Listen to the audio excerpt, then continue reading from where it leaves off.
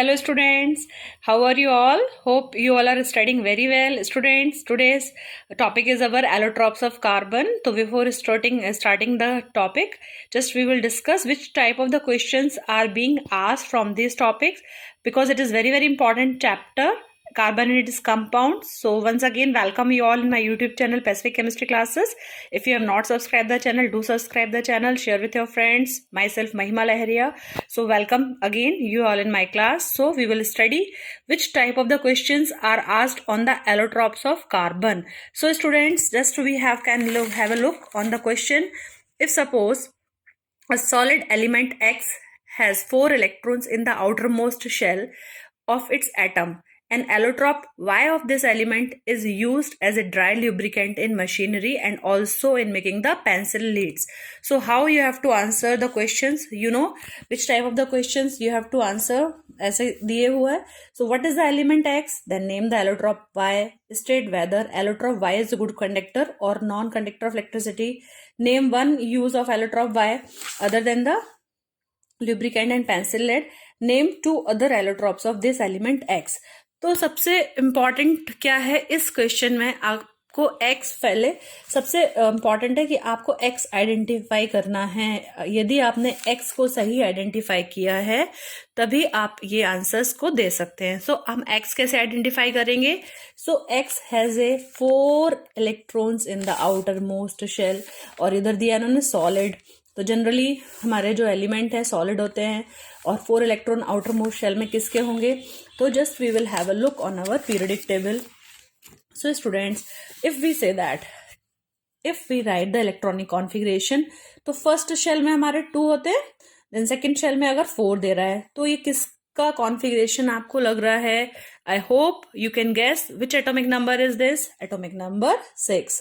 सो students, वैसे भी question आपका कार्बन एंड इट्स कंपाउंड से है तो आप थोड़ा सा गैस भी कर सकते हैं कि कार्बन का एटॉमिक नंबर 6 होता है and carbon have 2,4 means first shell of the carbon will have 2 electrons and then the valence shell means outermost shell will have the 4 electron 1, 2, 3 and 4. So now I think so you have easily guessed X element is your carbon, okay, because they are saying na it has a allotrope Y. So we can see how the next question can be asked. So students, when this is given 4 valence electron, so where it belongs to the 4th group, okay, so 4th group first member itself is carbon. So whenever the valence electrons are 4, it can be your carbon, it can be your silicon, but आपको ध्यान रखना है कि उन्होंने questions किससे related पूछा है. Okay, so I hope you can easily gas your X element. What is element X? So you can write here element X is our carbon. See, okay. So next, name the allotrope of the carbon. You can name the allotrope of carbon.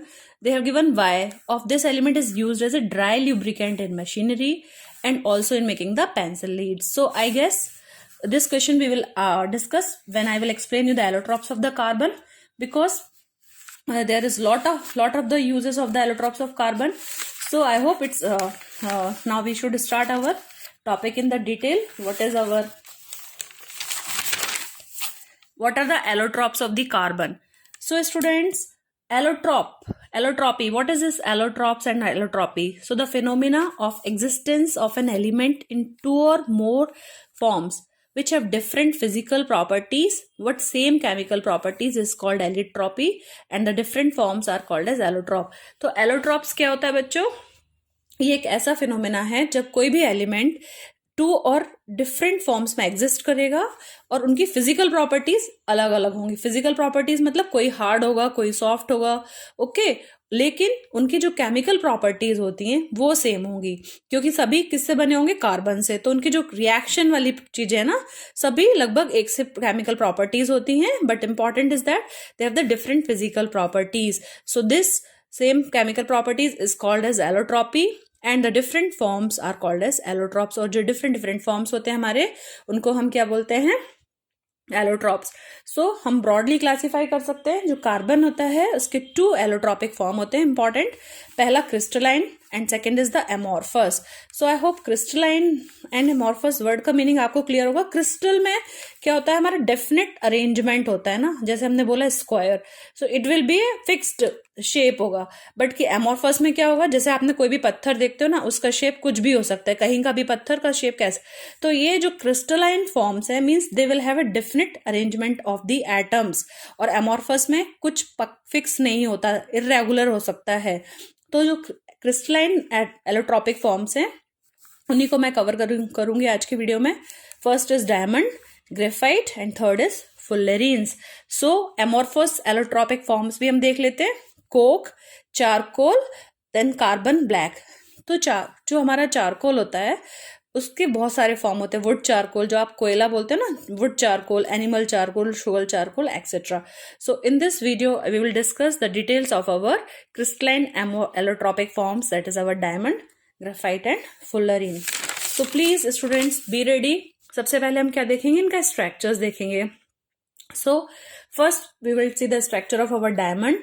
So student, what is the structure of the diamond? Student, आपने अगर hybridization discuss किया होगा in the methane and all, तो the shape of the diamond is having the tetrahedral. Okay, यहाँ पर क्या होता है, जो हमारा कार्बन है it is an sp3 hybridization. And sp3 hybridization की जब भी हम बात करेंगे तो हमारा शेप कैसा होगा इसका, tetrahedral. means tetrahedral shape. just a minute. जैसे whenever we are seeing the structure of any tetrahedral carbon, तो आप कैसे बनाते हैं, हम क्रॉस बना लेते हैं and just we will put carbon at one and and इनको हम लोग क्या करेंगे, अटैच कर देंगे. सभी कॉर्नर्स को हम लोग को अटैच करना है. और ये जो आपके हैं 1 2 3 4, तो इस टाइप का जो स्ट्रक्चर है वो कैसा कहलाएगा आपका, टेट्राहेड्रन. और जो डिफरेंट एटम्स हैं वो यहाँ पर अटैच रहेंगे. तो ये सिंगल टेट्राहेड्रन है ना, लेकिन डायमंड में इसी टाइप से हमारे बहुत सारे टेट्राहेड्रल स्ट्रक्चर कंबाइन होंगे. So you will get the hard diamond. Here you can see one structure, so it is visible ना tetrahedron, and everywhere the carbon atoms are present here, है ना, कार्बन सब जगह है. Okay, so what is the bond angle in the tetrahedral geometry? 109 degree and 28 minutes. और जो carbon और carbon के बीच का बॉन्ड लेंथ है वो कितना होगा, 154 पिकोमीटर्स और 1.54 आर्मस्ट्रॉन्ग. तो सबसे पहले आपको डायमंड का स्ट्रक्चर क्लियर हुआ. सबसे इंपॉर्टेंट क्या है इसके स्ट्रक्चर में, हमारा जो कार्बन होगा वो sp3 हाइब्रिडाइजेशन होगा और इसमें सभी एक दूसरे से अटैच रहेंगे. Means to the 4 other carbon atoms जुड़े रहेंगे. Means single carbon is attach with the 4 other carbon atom. Means कोई भी कार्बन होगा वो 4 कार्बन से जुड़ा रहता है. इसलिए जो 3 dimensional network of strong covalent bond, यहाँ पर इन द डायमंड स्ट्रक्चर हम क्या बोलेंगे, यहाँ पर जो हमारा बॉन्डिंग है बहुत ज्यादा स्ट्रांग होती है because every carbon is attached with the other 4 carbon by the covalent bond. As we know that covalent bond is very strong and sigma bond also present there. sp3 hybridization है, so you can write sp3 sigma bonds form होते हैं. It is hardest substance known with the highest density and the melting point. So you can draw the structure also. And next come to the graphite. Okay, so when you are seeing the structure of the graphite, आप देख रहे हैं ना बहुत सारी sheets बनी हुई है ना, और शीट्स भी एक दूसरे से इंटरकनेक्टेड है. लेकिन यहाँ पर क्या हो रहा है, बहुत सारा गैप है ना. But in the diamond structure you will not find any gap. Okay, but in the case of the graphite because of lot of this gap between the each sheet और each layer they can undergo the conduction, मतलब electrons free रहते हैं, जबकि diamond में कोई भी electron हमारा free नहीं रहेगा. सो स्ट्रक्चर में हम देख सकते हैं what is the bond length between the, ये रेड एटम्स कार्बन है 1.42 आर्मस्ट्रॉन्ग, और एक शीट से दूसरे शीट का जो डिस्टेंस रहेगा वो कितना रहेगा, 3.35 Armstrong. So now let us see the detail. The important thing is that as the diamond में हमारा कैसा था बेटा, 3D अरेंजमेंट था ना, 3 डायमेंशनल, जबकि ग्राफाइट में क्या होगा हमारा 2 डायमेंशनल शीट लाइक स्ट्रक्चर होगा.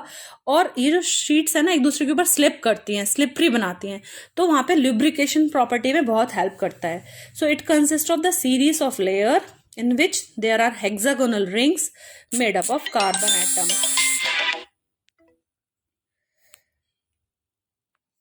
So It consists of the series of layers in which there are hexagonal rings made up of the carbon atom. तो यहाँ पर जो हमारा कार्बन है वो कैसा रहेगा, sp2 हाइब्रिडाइज स्टेट में रहेगा. और आपको बेंजीन का स्ट्रक्चर याद होगा, तो बहुत सारे हेक्सागोनल रिंग्स होते हैं and they will have the two dimensional arrangement of the atoms and the various sheets और the layers are held together by the weak van der Waals forces of attraction. Difference ध्यान रखना है, यहाँ पर हमारा strong covalent bond होता है, जबकि in the case of the graphite they are held by the weak van der Waals forces of the attraction. And the various sheets or the layers are held together by weak van der Waals force of attractions, and the distance between the two layers is 3.35 Armstrong. Sometimes you can see this readings in the, ये जो आपकी units लिखे हुए हैं ना, picometres में भी रह सकते हैं, तो इतना कोई डिफरेंस नहीं है. आप आइदर पिकोमीटर में या फिर आप अपना Armstrong units भी यूज कर सकते हैं. The third most important is our Buckminster fullerene, or simply we can say that the third important allotrope of the carbon is our fullerene. As Buckminster Fuller discovered this allotrope, so after his name the name is given Buckminster fullerene. इसका structure देखोगे ना, आपको ball जैसा दिखाई देगा, soccer ball, और ये बहुत स्टेबल होता है. तो fullerenes are the class of the polyhedral carbon allotropes. इसमें बहुत सारे कार्बन्स अटैच रहते हैं जनरली. अगर हम बात करेंगे तो यहाँ पर इसका जनरल फॉर्मूला क्या है, C2N means the number of n can be 30 or 40, means if we will see C62 n can up to the 48, means so many carbons can attach together to form this type of the structure fullerene. And next what general formula is C2N, where n can be 30 to 48. This is the pure form of the carbon, as in this surface there are no bond like the graphite and diamond. Means अगर हम बात करेंगे fullerene की structure की, तो it is considered as the pure form of the carbon in comparison to the graphite and diamond. And the most common is our C60 allotrope. Okay, so it is also considered as a saucer ball or bucky ball भी बोलते हैं इसको.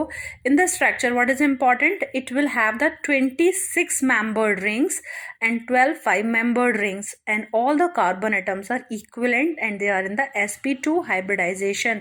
तो आपको ये ध्यान रखना है, जो हमारे पास इसमें अगर हम C60 एग्जाम्पल लिया ना, इसमें C70 भी होगा, C90 भी होगा फुलरीन में, बट यहाँ पर आपके पास 26 मेंबर्स हमारे पास स्ट्रक्चर है. You can see this ring ना, 6 मेंबर्ड, एंड जो सेंटर में वो पेंटागन है, 5 मेंबर्ड है.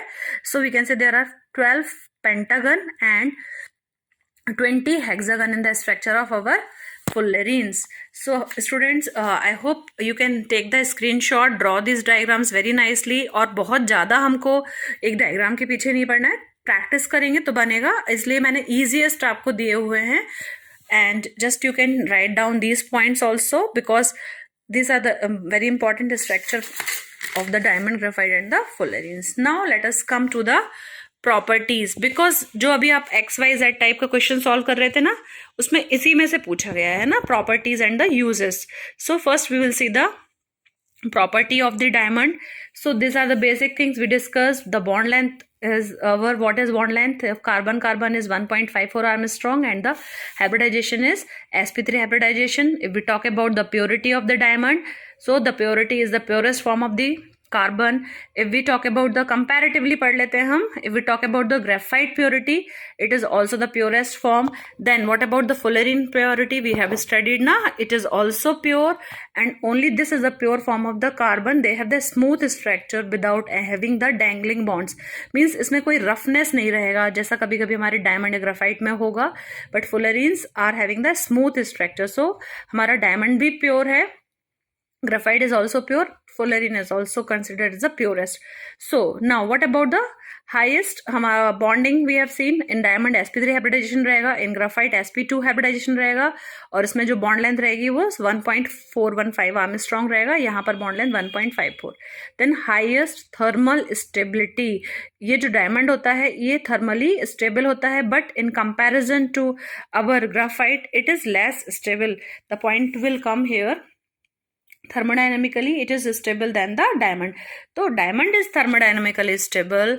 Thermodynamic means thermal, heat का ज़्यादा effect कैसा होगा, highest thermal stability, but graphite is having the highest thermodynamic stability than the diamond also. And next point, conductivity, we know that they are the bad conductors of electricity, as there is no electron free here in the case of our diamond, but in the case of the graphite we had seen the sheet structure is there, so they are very very good conductor because जैसे carbon की valency 4 होती है, 4 electrons होते हैं, लेकिन graphite में क्या होता है, हमारा 3 इलेक्ट्रॉन ही यूज होते हैं और जो एक इलेक्ट्रॉन होता है वो हमारा फ्री होता है मूव करने के लिए. So because of the presence of this 4th free valence electron of each carbon, they are the good conductor of electricity and heat. In case our diamond structure there is no free electrons, that's why they are the bad conductor.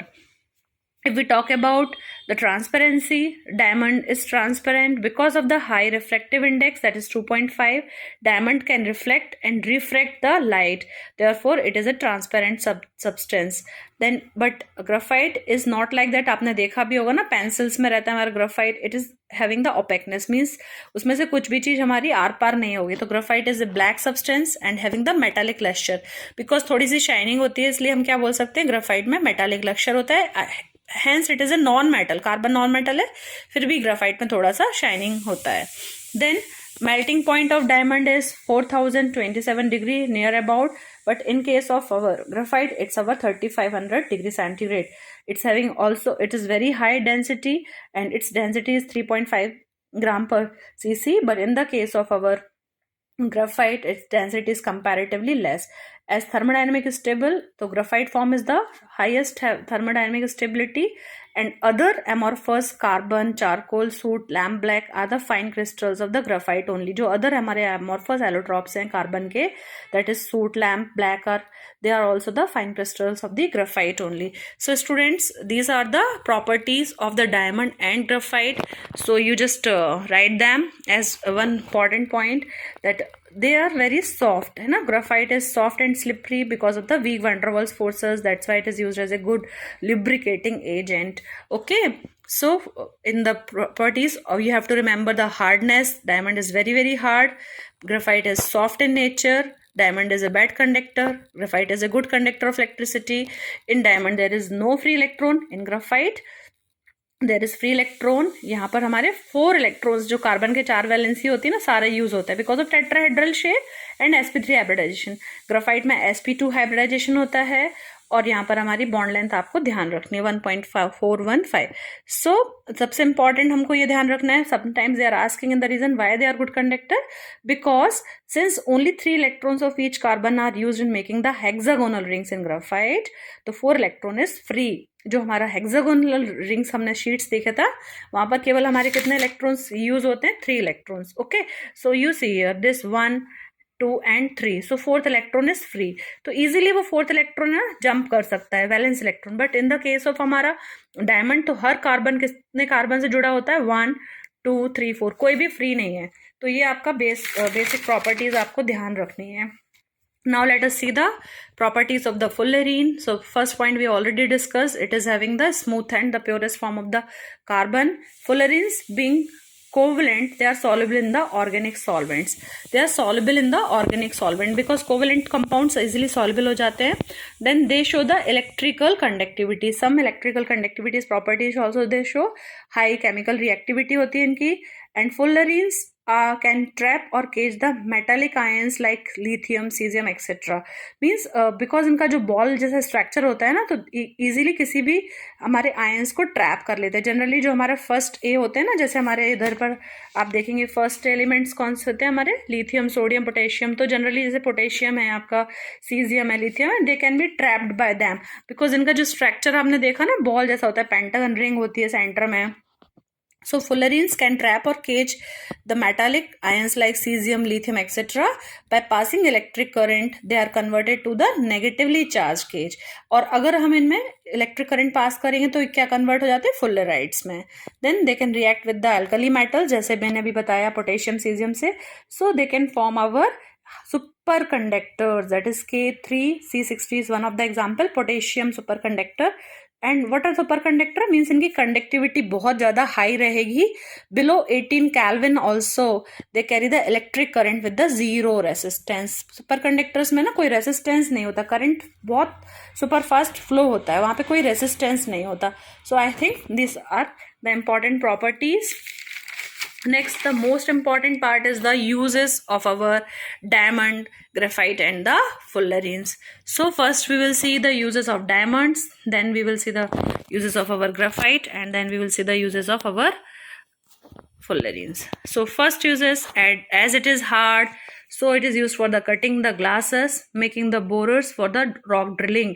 जब भी हमारे को drilling machines आप देखते हैं ना, वहाँ पर हमारा डायमंड भी यूज होता है, as they are very very hard. It is also used for making the abrasives. Okay, then it is used for making jewelry, because बहुत अच्छा सुंदर दिखता है ना डायमंड के रिंग्स. आपने ज्वेलरी देखी होगी. Its purity is measured in the carat and 1 carat is equals to 200 mg of the diamond. So 1 carat मतलब कितना होता है? 200 milligram of the diamond. So first point once again, it is very hard, so it is used for the cutting the glasses, making the borers for the rock drilling, and also making the abrasives. कोई भी hard substance की cutting करने के लिए diamond हमारा use होता है. Then because of the extraordinary sensitivity to the heat rays, it is used in the high precision thermometer. Because इसका जो sensitivity रहेगा towards the heat rays, it is used for making the precision thermometer. means exact value find out करने के लिए special thermometers बनाए जाते हैं, वहाँ पर हमारे ये use होंगे. It is also used for the manufactures of the tungsten filament for the electric light bulbs. Then it is also used for making the dies for the precision drawing of the various metal wires. So metal wires को कभी कभी बिल्कुल definite shape या precise drawing means हम उनको पतला पतला बनाते हैं ना, तार बनते हैं metals के, लोहे का तार, कॉपर का तार. तो कभी कभी हमको स्पेसिफिक साइज का बनाना है, तो इसके लिए भी हमारा डायमंड यूज होता है. तो इसको आप क्या बोलेंगे? It is making dies for precision drawing of the various metal wires. तो ये डाइज कहलाते हैं. इनमें जितना होल साइज है उतने पतला हमको तार मिल जाएगा किसी भी मेटल का. तो डायमंड का ये स्पेसिफिक यूज है. मीन्स जब आपको बिल्कुल परफेक्ट चीज चाहिए होती है तब हम डायमंड का एप्लीकेशन करते हैं, डायमंड को यूज करते हैं. सो next let us discuss the properties of our graphite. So as we have discussed, solid lubricant for the heavy machinery running at high temperature, as oil cannot be used. So आपका question में था which allotrope is used as a dry lubricant or the solid lubricant for the our machinery industry purpose. So graphite is that allotrope which is used as a lubricant for heavy machinery which are running at a high temperature. क्योंकि बहुत high temperature पे आपका ना oil वहाँ पे काम नहीं कर सकता है, तो we can say that our graphite is used as a solid lubricant for heavy machinery running at a high temperature. Second point, जब हम इस ग्राफाइट में ना थोड़ा सा क्ले या वैक्स मिला देते हैं ना, तो जो हमारा पेंसिल में ब्लैक ब्लैक होती है ना, that lead pencils are made with adding the clay और the wax. Okay, so sometimes as ये हमारे पेपर पे ब्लैक चलता है ना, इसलिए इसको हम लोग ब्लैक लीड भी कहते हैं, black lead. Okay, so this is also given in your question. So next, graphite is use for making the electrodes for dry cell. तो आपने 8th स्टैंडर्ड में पढ़ा है ना, ग्राफाइट इलेक्ट्रोड हम यूज करते हैं. जो कार्बन का इलेक्ट्रोड होता है वो ग्राफाइट ही होता है, ब्लैक कलर की रॉड आपने देखी होगी ना, इस टाइप से. So next, they are use as a moderator for fast moving neutron in the nuclear reactor. तो कभी कभी क्या होता है ना, जो हमारा न्यूक्लियर रिएक्टर होता है वहां पे रिएक्शन बहुत फास्ट जाता है और आपको इसकी स्पीड को मॉडरेट रखना पड़ेगा, तब हम इस ग्राफाइट को यूज करते हैं ना न्यूक्लियर रिएक्टर में. The next important use, it is used as a manufacturers of the crucible which can used in the high temperature are refractory also inert to the acid and bases. तो जब हम lab में देखते हैं ना, छोटे छोटे से व्हाइट कलर की छोटी छोटी कटोरी आपको दिखती है ना, उनको हम लोग क्या बोलते हैं बेटा? क्रूसिबल्स.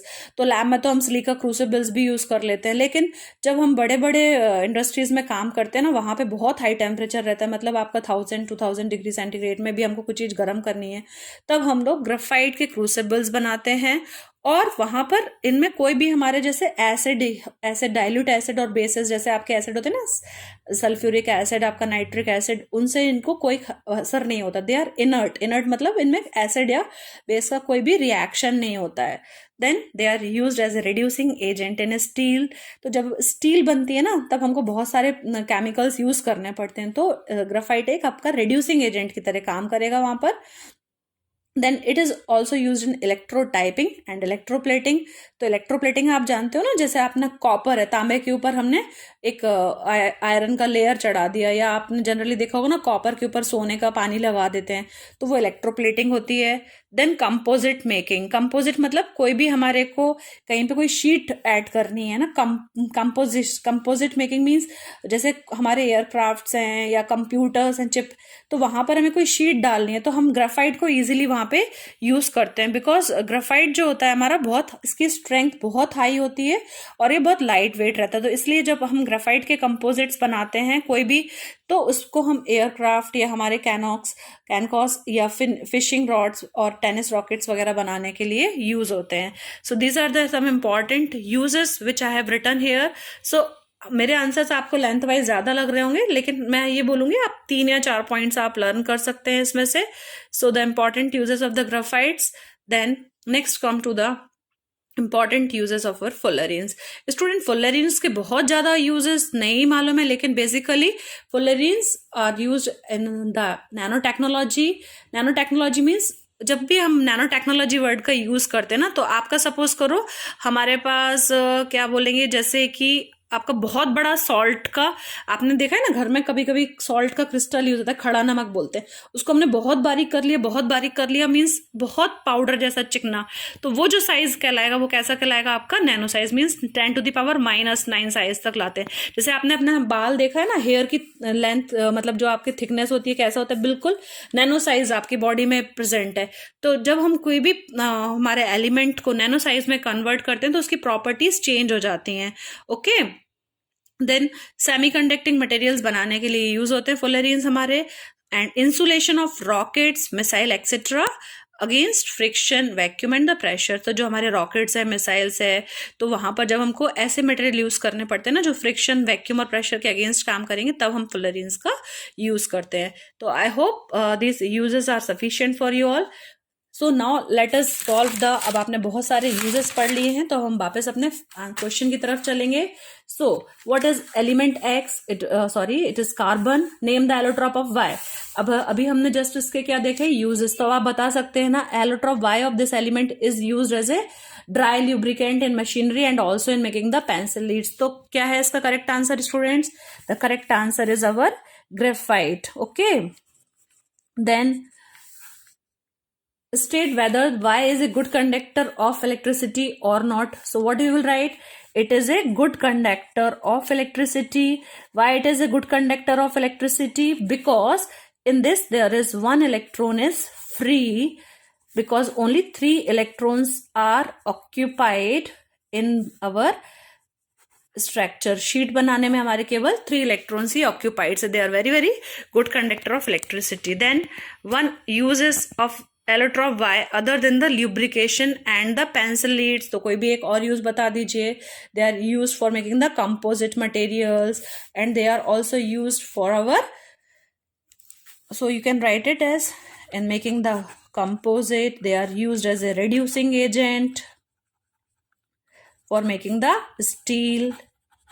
They are steel making. They are used for making the crucibles which can sustain the high temperature. So बहुत सारे uses हैं, आप कुछ भी लिख सकते हैं.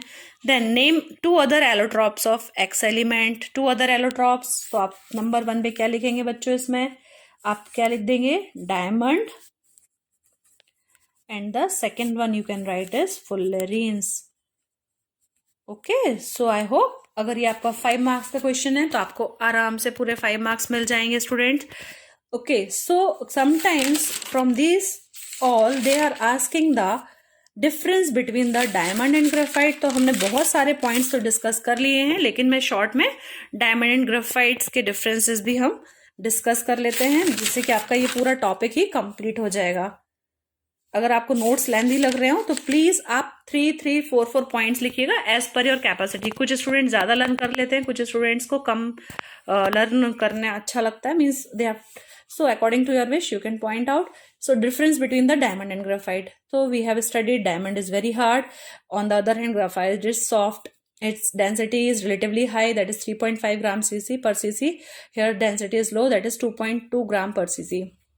So it is a bad conductor of heat and electricity due to the absence of free electrons. On the other hand, graphite is a good conductor of heat and electricity as it has a free electrons. ये बहुत important है, आपको ध्यान रखना है. Diamond में कोई free electron नहीं होता, ग्राफाइट में फ्री इलेक्ट्रॉन होता है. It has 3 dimensional network. और यहाँ पर हमने क्या देखा था बेटा, यहाँ पर हमारा 2 डायमेंशनल नेटवर्क था। शीट टाइप स्ट्रक्चर होता है as each carbon link to the 3 carbon atoms. और यहाँ पर जो कार्बन रहेगा वो 4 कार्बन से लिंक रहेगा।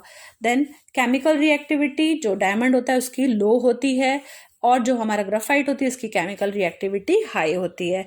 ये तो हमने बहुत डिस्कस कर चुके हैं। इधर कार्बन हमारा sp3 हाइब्रिडाइज स्टेट में रहेगा, ग्राफाइट में कार्बन sp2 हाइब्रिडाइज स्टेट में रहता है। बॉन्ड लेंथ 1.54 आर्मस्ट्रॉन्ग या 154 पिकोमीटर रहेगी।